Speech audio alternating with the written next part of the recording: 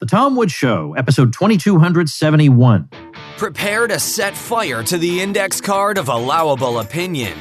Your daily dose of liberty education starts here. The Tom Woods Show. Hey, all you old-timers out there from the Ron Paul 2008 campaign, you may remember my friend Larry Lepard, who spent $200,000 of his own money on full-page newspaper ads in support of Dr. Paul. Well, Larry has had an uncanny way with money over the years, and he made a presentation to my paid membership on how to insure yourself against currency debasement. That is to say, how to survive inflation. Well, I took that presentation out from behind the paywall, and I'm making it available to the general public for free. Check it out at tomwoods.com/Larry. Hey, everybody, Tom Woods here. Connor Boyack is back with us. Connor Boyack is one of these people. He's like, I'm trying to think of people with big, long bios I have to go through every time they come on because they've done so many things. But boy, has Connor done a lot of things. You probably know him for the Tuttle Twins children's book series, which has just exploded. And it went from being one little book to being practically an empire all over the place with numerous volumes and workbooks and all kinds of great educational material. But of course, Connor is the author of numerous other books outside the Tuttle Twins series. He runs the Libertas Institute, a liberty think tank, and he's just all around an extremely impressive guy. In fact, so impressive that I tried to get him on today to talk about his new book, Children of the Collective, but it is selling so well that the book is temporarily unavailable on Amazon. There's a delay. I mean, you can get it, but it won't be in your mailbox right away. And so we've had to scramble to talk about something else instead. I mean, the guy is doing well. So Connor, welcome to the show. You flatter me as always. Thanks, Tom. It's great to have the problem of going out of stock on Amazon. So now we're scrambling to keep up, which is sad for me because I've been working on that book for, 3 years. And it's just so well timed for what's going on right now. And so to have it be unavailable for a couple of weeks, I'm like, come on, Bezos, get your act together. I remember all the way back in 2004, December, the Politically Incorrect Guide to American History came out, and it was selling so ridiculously that Amazon was saying something like usually ships in 6 days, then 10 days, then 12 days, or then it was usually ships in 4 to 6 weeks. 4 to 6 weeks? That's death. I mean, no one's going to buy it if it's 4 to 6 weeks. So I'm going berserk, and the publisher's saying, yes, okay, yeah, it is a problem, but this is still really exciting that it's doing that well.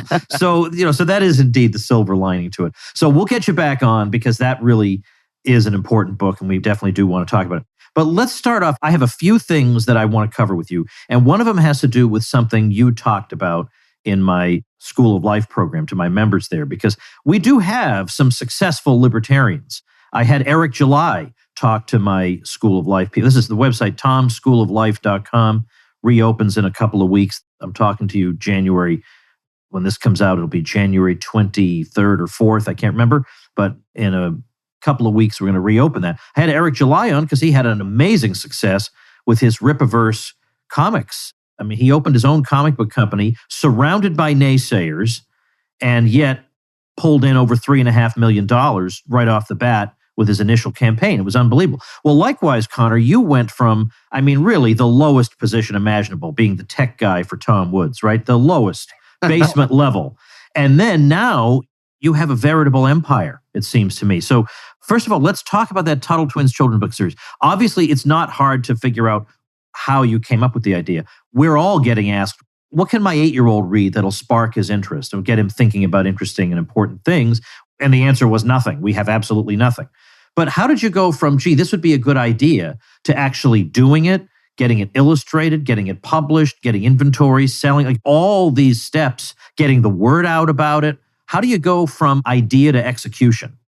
Well, I had no idea. I had never done anything like that before. So it was a lot of Googling, a lot of reading blog posts and so forth from other people who were sharing tips.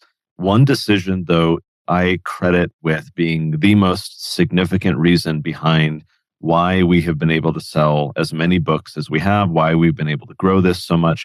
And that is, speaking of my earlier book, we just discussed Children of the Collective and the problems on Amazon we're having. With Tuttle Twins, we intentionally did not list the books on Amazon. for years, we did not want to do Amazon. We wanted to do direct to consumer. We wanted to be the ones to advertise. We wanted people to buy on our website. We wanted to be the ones to ship it to them, all because, well, two reasons. First is I wanted to know who my customers were, right? If you sell on Amazon, I have no clue who's buying the book. I have no way to market to them. That's Amazon's customer, not mine. And so when we kind of had the early inkling that, hey, this may become a series, we may want to do more books, I was like, well, I want to know everyone who bought the first book so I could tell them about the second book and so on. And so that was a critical thing. The other reason was we wanted to capture as much of the revenue as possible in the transactions so that we can reinvest it into marketing. When you go through, as you know, a traditional publisher, the standard market rate is about $1 a book for a royalty, depending on volume of copies that you sell. But the publisher has a ton of other expenses. And so the author profits relatively little compared to how much money the books are selling. And so knowing that we were doing these less expensive kids' books, $9.99 a piece, we're like, hey, we got to capture as much of the revenue as possible so that we have a marketing budget.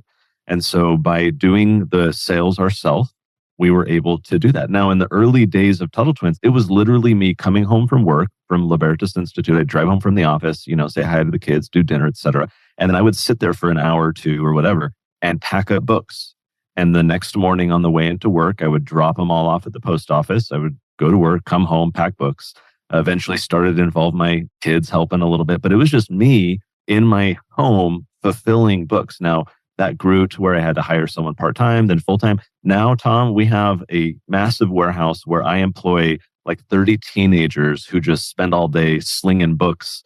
But we've been able to internalize that, which allows us to capture the revenue. And last year, we spent millions of dollars in marketing.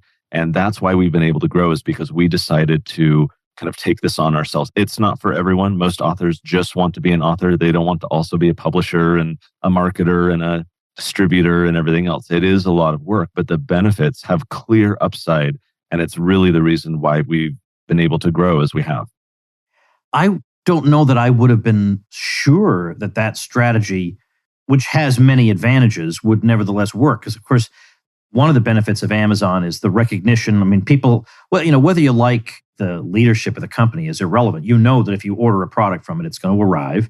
You've already got your credit card information in there. You just click and you buy. Whereas some new website, you got to pull your credit card out and sit there and fill out all the information. And, that might not seem like a big deal, but that's a marginal difference that will drive some people away.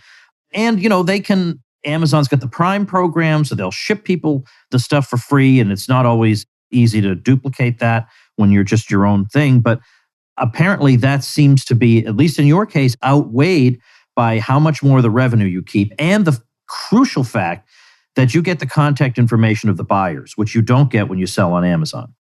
It was outweighed for us, Tom, as you just mentioned, but in order to do that, we had to outweigh things for the customer. In other words, to get over the very barriers that you mentioned, the fact that they have to take out their credit card, the fact that like, hey, can I trust this TuttleTwins.com website, right? We had to overwhelm them with value in order to compel them to make that transaction on our website. And so when you would come to our website in the early days, and even still today, it's, hey, you can get this whole bundle of books cheaper than you can get it on Amazon.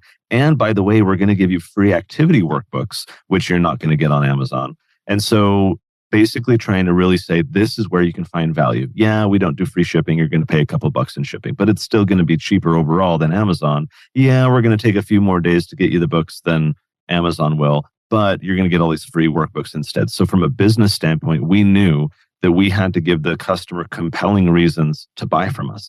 Now, the other benefit is that when people click an ad or they hear about the books from a friend and they come to our website, we have a bunch of marketing copy, as do you on your, School of Life and Liberty Classroom and others. We can spend a few minutes with that customer educating them on why this is so important. If they're on Amazon, not only do you get a tiny little description or something very meager, but they're bombarded with distractions of competing products, right? Hey, customers who like this also want this, or hey, here's a sponsored item, and tons of distractions. Far better to invite people to come to our website where we have a captive audience.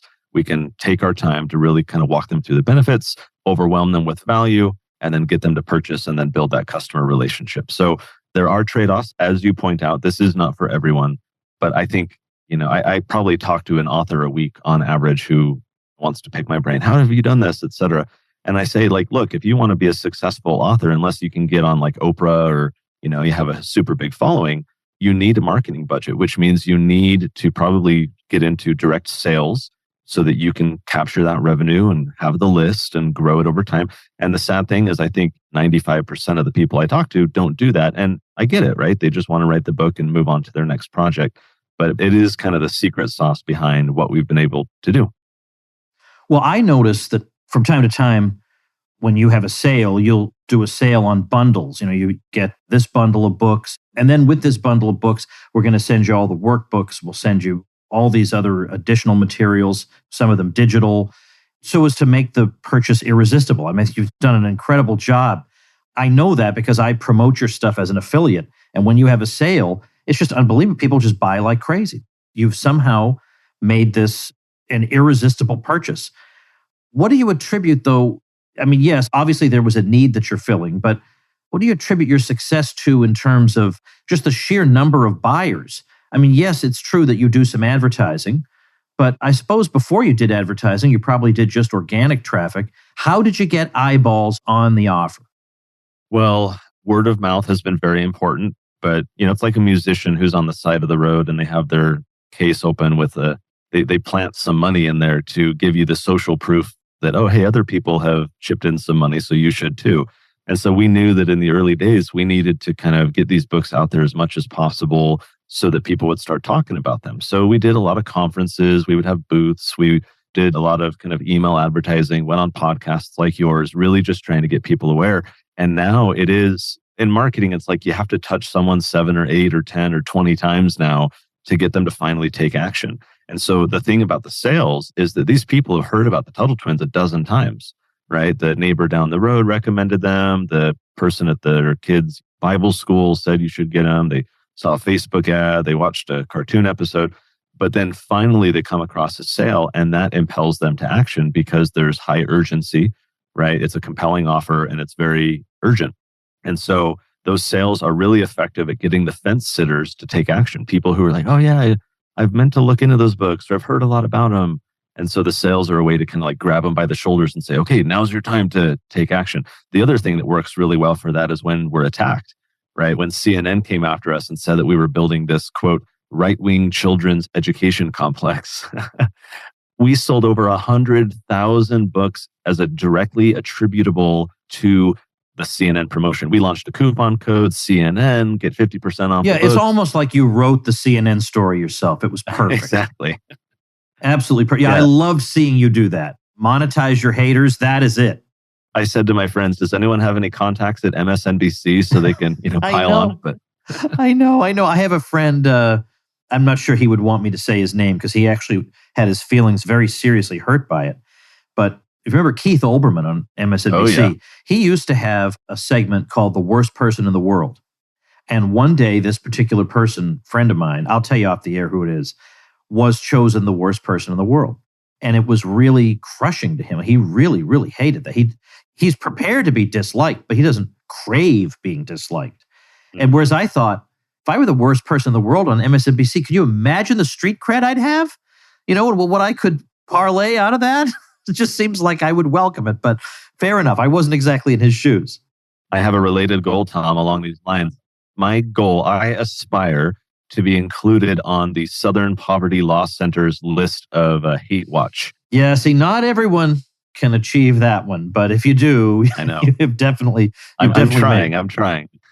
So anyway, so this is all a really, really great, I think, lesson for a lot of people, whether libertarian or not, frankly, in how to be successful. The fact that you took that CNN thing and you turned it around on them as a way of drawing people to you, well, that was great. And when I saw that, I thought, I sure hope he does. Because occasionally I'll write something defending you guys against crazy accusations. But as you say, what are you being accused of? I mean, basically, you're being accused of wanting equal time.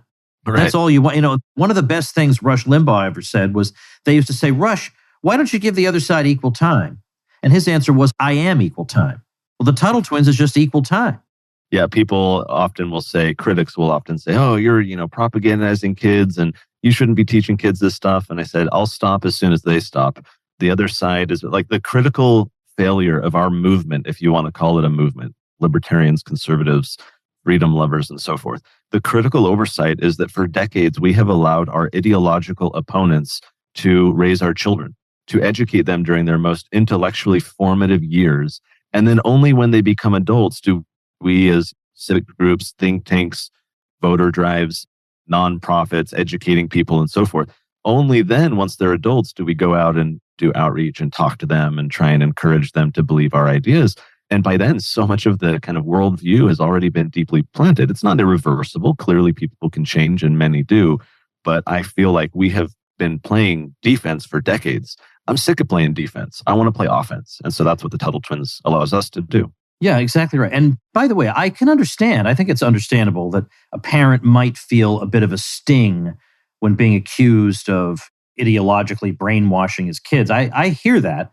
But the way I look at it is this: every parent teaches a child right and wrong. Everybody's teaching the child right from wrong. When you see your child hit the neighbor's kid unprovoked, then you say, hey, you shouldn't have done that because that was wrong. Or whatever it is. The kid is being nasty to somebody for no reason. You say, hey, you shouldn't do that. Well, this is just a subset of that because I want to raise my kid. Now, I don't sit down and have ideological sessions with my kids, but they just observe it in how I act. They occasionally read what I write or they hear what I'm saying. But I want to have some influence over how they think it's appropriate to act toward other people. And that is going to have a political dimension. There's no getting around it. As well you should. We don't question this in a religious context. Clearly, like few people would argue, Tom, that you shouldn't have the right or even shouldn't take the initiative to take your children to church, take them to, Sunday school or whatever, right? We have this kind of commonly accepted societal standard that it's reasonable and makes sense that parents would pass on their religious values and share those and teach them to their children. Well, if we believe that there exist certain economic and political truths, if we believe that these are how the world works, if we believe that these are the values that kind of move humanity forward, I would be derelict in my duty as a father to not pass those truths as I understand them onto my children, just as I do in a religious context. So I fail to understand why we as society kind of bless this kind of religious transmission of ideas, but the political and economic is written off as this pejorative propaganda or whatever. Like, I get it. You can go overboard. You can do stupid things. But at kind of its foundational level, I think my job as a father is to be a truth teller to my children and help them understand how the world works. And so I see no reason not to be teaching them the ideas that I believe to be true. Hey folks, quick sponsor message. If you're like me, you feel like no sooner have you completed one meal when somehow already it's time to prepare the next one. Well, what if you had a nice big bundle of juicy, tender, and flavorful Omaha steaks at the ready? My family's been ordering from Omaha Steaks since probably around the time of the first Ron Paul presidential campaign. Super convenient, great value, and absolutely delicious. They have everything from perfectly aged, tender steaks to juicy burgers, decadent desserts, classic comfort meals, everything you need for a romantic Valentine's Day dinner, for a whole bunch of people coming over to watch a game, or even just for a regular weekday night. Every time you order from Omaha Steaks, you are getting 5 generations of family-owned expertise. Not to mention, steak is fast becoming the most politically incorrect meal there is, so that's all the more reason to stock up on Omaha Steaks. Plus, with this special offer, visit omahasteaks.com and enter Woods at checkout to get $30 off your order. So do what the Woodses do. Stock up on Omaha Steaks. Go to omahasteaks.com and use promo code Woods at checkout to get an extra $30 off your order. You're already saving up to 55% on select Omaha Steaks customer favorites, but now you can save an extra $30 off your order when you go to omahasteaks.com and use promo code Woods at checkout. Minimum order may be required. My kids were all too young during the Ron Paul presidential campaigns to really be aware of what was going on. Now, I suppose my eldest now, who this year will turn 20, she was rather precocious, but she didn't know a lot about him, but she knew enough to know he was a decent guy who believed in honorable things. And as a matter of fact, I remember we sent her to a quite good private school at the time, and they were having some kind of like classroom election thing. And she came home and said, well, I want to vote for Ron Paul, but I know this will be kind of odd to the rest of the students. So we talked that through. I thought that's very sweet. And I remember the time also, she was a little kid. We were over at Ron Paul's house and she swam in his pool. And on the way back to the car, she was reflecting on the significance of the pool she had just swum in. And I thought, that's my kid. She gets the significance of it. But because they were so young, I have since then sometimes shown them video clips of the crazy things we used to do when we were in that campaign. And when there was this thing in 2008 where you're supposed to put Ron Paul signs up all over your neighborhood under cover of night. And then the next morning there's signs saying Google Ron Paul and all that. And so we made video clips of us doing this. And I've shown this to my kids to say, this is what matters to your father. This is what motivates him. And I want them to know about a really, really admirable man. So there's nothing abnormal about that. We all have people we admire and we all have things we believe in. And I am not going to pretend to my kids that I am indifferent between a range of options on these things. Well, it's very interesting you say that. There was a poll that just came out, I believe about a week ago. It was conducted a few months ago here in America, 1,000 plus respondents. And the entire purpose of the poll was to get parents or adults to rank why K through 12 education exists. Why do we educate kids? What are the priorities? And the respondents were given 57 priorities, to prepare them for college and to prepare them for a job and to have a meaningful life and, all these different things. And they had to rank them all. So when all was said and done, critical thinking was number one. I was blown away. The top priority expressed by the public is that they want children to develop critical thinking. What was very interesting, though, as kind of a related note, people in this poll were also asked how they perceive society prioritizes these various things. So, for example, the college preparedness, which is so much bandied about as to why, we have taxpayers invest in K-12 schools. We got to prepare them for college and then a career. College was ranked out of 57. It was ranked number 47 by the individuals themselves as to their priority for their children to receive an education. Yet when these same individuals were asked, well, how do you perceive that other people evaluate these priorities or how they rank them for college? And instead of number 47 on the list, it was number 3. In other words, there's this huge difference between what people actually prioritize for their children versus what they assume everyone else prioritizes. So we're in this weird system where everyone's kind of just going along with the motions and assuming that the way we do things is the way everyone wants them done. While privately we're thinking, this is not serving my kids. The average public school is doing a piss poor job at helping children develop critical thinking. Instead, it's all compulsory education, pump and dump, learn this the same time, the same way as everyone else. And so to me, that's a very interesting with you talking about your kids or me thinking about mine is that we have to, I think, question, is the status quo okay? Even if we're homeschooling, so many homeschoolers will just use a lot of the curriculum materials that the public schools use, or they'll teach in the same kind of compulsory way and have all these like tests and standards and worksheets. And so I think it's healthy for us to reflect a little bit and say, okay, what are our priorities? If I want to raise my children to be critical thinkers, to be well-rounded, to understand history, or even things like, the Ron Paul campaign and why we did what we did and what those values we were expressing were, right? We have to question, are the schools that our children are attending, whatever kind they are, public, private, charter, or home, are we doing an adequate job there for our children? My whole goal with the Tuttle Twins, if I were to peel back the layers and say, why are we doing all this? It's that I want family discussion around the dinner table. I don't think we save our country at the Capitol or at the courtroom, right? Even though I'm involved in all those things. I run a think tank, we sue the government too, and all the rest, right? They're important. We ought to do them. They have their place.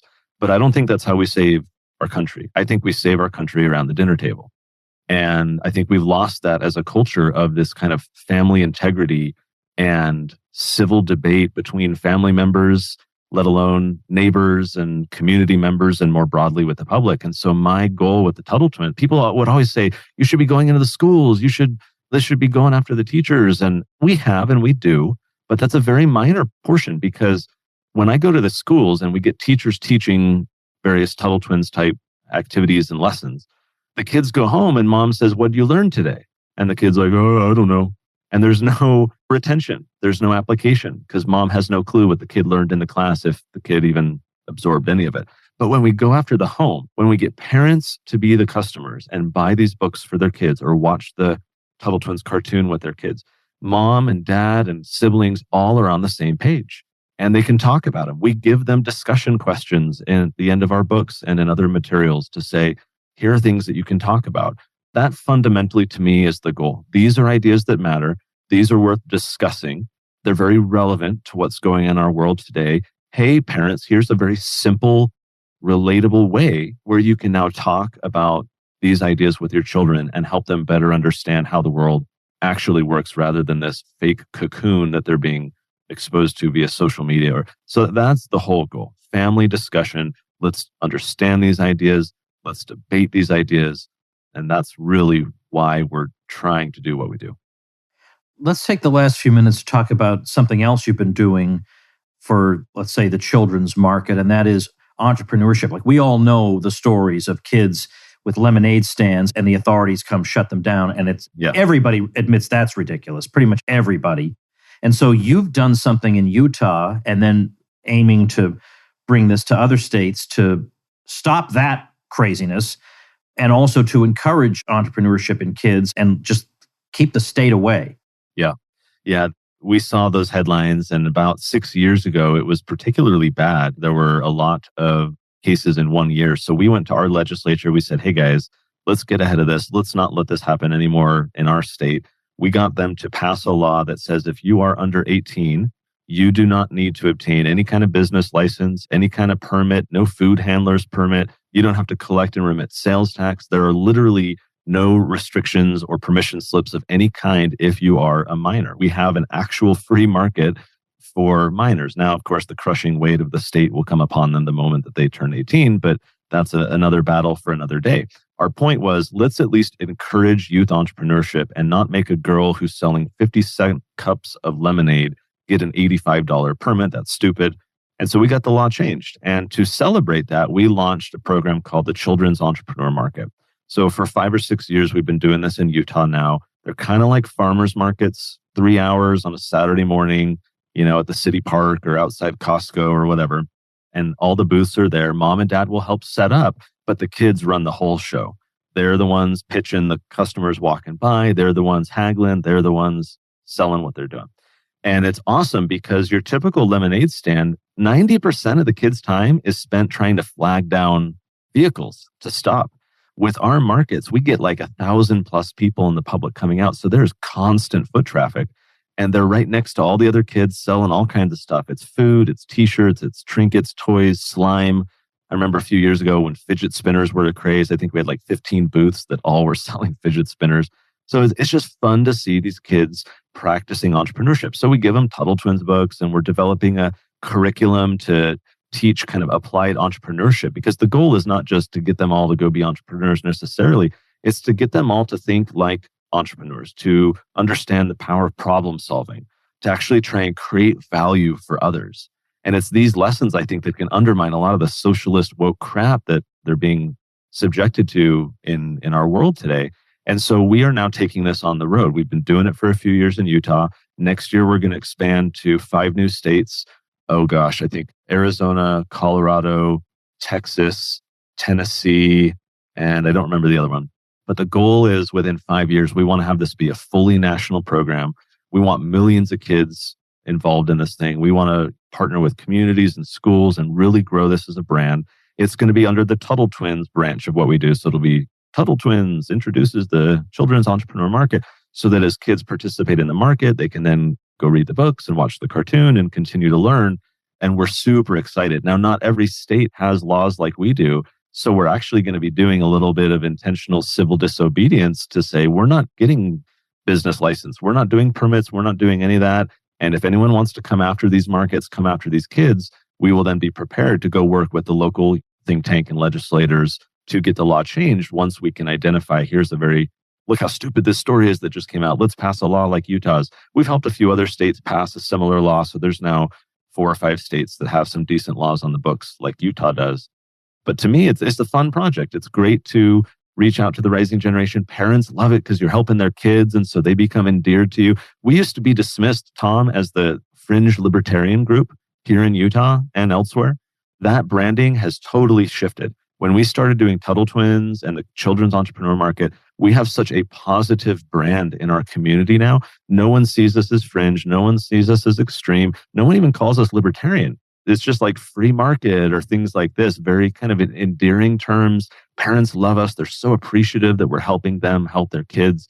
To me, there's a lot of lessons in there in terms of libertarian advocacy or even marketing, that how you position yourself matters significantly. And it's allowed us to push a lot of our policies forward because that perception about who we are and why we do what we do has totally changed. So I could say a lot more, but it's an exciting project. And in the next few years, we hope to take it nationwide. So the website, for those interested, it's a mouthful. It's children'sentrepreneursmarket.com. You were doing so well till you get to that 500 character domain name. Children'sentrepreneursmarket.com. All right, I'm going to put that, and of course, TuttleTwins.com. I'll put that up, both of those up at tomwoods.com/2271. And we will, we hope, within the next few weeks, get you back on and talk about your book. When we include all the Tuttle Twins books, I just need to know, because I have Germinal Van come on a lot, and he's younger than, how old are you? Can I ask you how old you are? Yeah, I am 41. Okay, he's like 32, and he's written like 850,000 books. So how many have you written? Let's see. I now have 39. I'm doing 5 more this year. I have a goal of doing 100 books before I die. I'm going to try and write 100. I think that's doable. I think it's doable. Yeah. I've had a guest on who has written 100 books. That's Bob Bly. He's a business guy. He co-authors some of them. And they're not all as long as the New Testament or anything, but they are legitimate books, and he's written a whole bunch of them. I think you'll do it. I actually think you'll do it. That is tremendous. So good for you. I used to think back in, I guess the last book I wrote came out in like 2014. Mm-hmm. And I, at that time, thought having 12 books was a pretty impressive thing. But okay, can't all be Connor Boyack. I'm at peace with that. It's okay. So TuttleTwins.com. No, it is impressive. Your books have been very influential on me and many others. And so to me, it's whether it's one book or many more, I think everyone has a book in them. I wish more of us would be publishing our ideas and putting in the thought work to think, how can I create value? How can I make a difference? So as you know, Tom, but I'll say it again publicly, your books have been super influential for me, especially in the early years of Libertas, nullification especially. So I appreciate your work very much. Well, thank you very much. That's very gracious of you. So folks, head over to those links. I got them at tomwoods.com/2271, and can't wait to get you back on and talk about your book. Thanks, Connor. Thanks, Tom. All right, folks, that is another episode of The Tom Woods Show. I will see you tomorrow. Become a smarter libertarian in just 30 minutes a day. Visit tomwoods.com to subscribe to the show for free, and we'll see you next time. Like the sound of The Tom Woods Show? My audio production is provided by Podsworth Media. Check them out at podsworth.com.